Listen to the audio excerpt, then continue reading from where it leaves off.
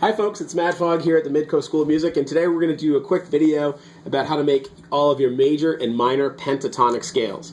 And so just the reason you need to know this stuff as a musician is because if you play any kind of, jazz music, rock music, blues, R&B, soul, gospel, rock music, any of that kind of stuff, pop, these scales are really important for improvisation, and they're really important to vocalists for vocal improvisation, just something that every good musician really needs to know. So up on the website you're going to see two charts. The first one looks like this, and what it is it's a major scale chart. It has every major scale from left to right down the page in like in cells, like a spreadsheet. And the second one, this one's handwritten, but this is all the minor scales written out in the same way. So we're going to start with our major scale chart. So what you might want to do is print out a copy of the major scale chart and then get a highlighter and you can follow along in the video. Major pentatonic scales are really easy to make.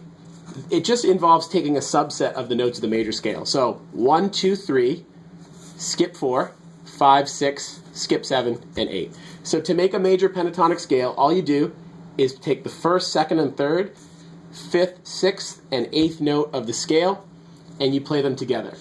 And what we'll do is we'll take our highlighter here, and we'll highlight those notes so that they kind of jump out at you. So when you want to practice the pentatonics, you'll have a useful chart to figure them all out.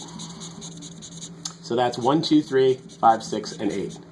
And if you want to organize it, sometimes what I do for my students is I'll use different color highlighters for different scales.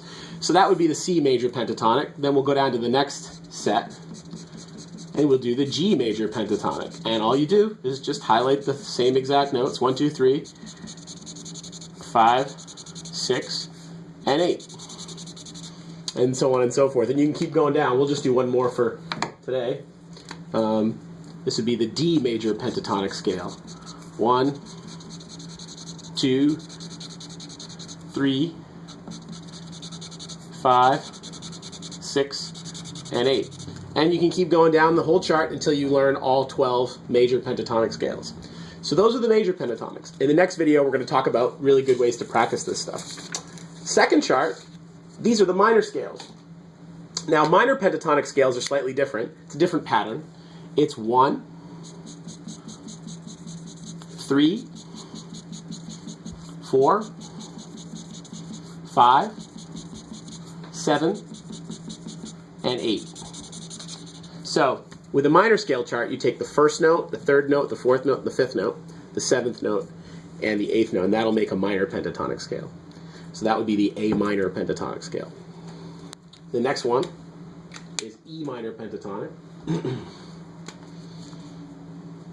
Again, we just taking the same formula, same pattern. The really good thing about music, once you understand the patterns, everything in music is based on structural patterns. Once you learn the structures, all you can do, you just move it around from key to key. And that's really how music theory is, it's the easiest to understand that way.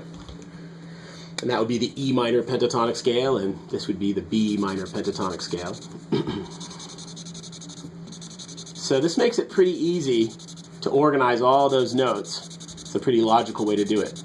And there's one other really cool thing about my chart system here, which is that if you line them up side by side, what you see is that the key of C major and the key of A minor are actually the exact same notes. And that's because C major and A minor are relative to one another. And if you follow my chart down, I was pretty careful to line it up so each of the keys on the minor chart correspond with their relative key on the major chart, which is, I think, kind of a useful way to see it all. So basically what I'm saying is the C major pentatonic scale has the same notes as the A minor pentatonic scale. It's just starting and ending in a different spot. So again, it makes it a little less intimidating. Instead of 24 scales, there's really still just 12. So here's a little bit of a tutorial on how to do your major and minor pentatonic scales, and in the next video I'm going to show you a bunch of different ways of practicing them that I think you'll find useful so that you can get the notes under your fingers and become fluent at playing them. Thanks for watching.